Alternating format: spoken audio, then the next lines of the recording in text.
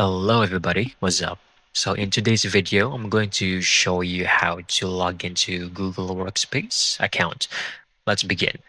First, go to your Chrome or any browser you're gonna utilize and look up for Google Workspace.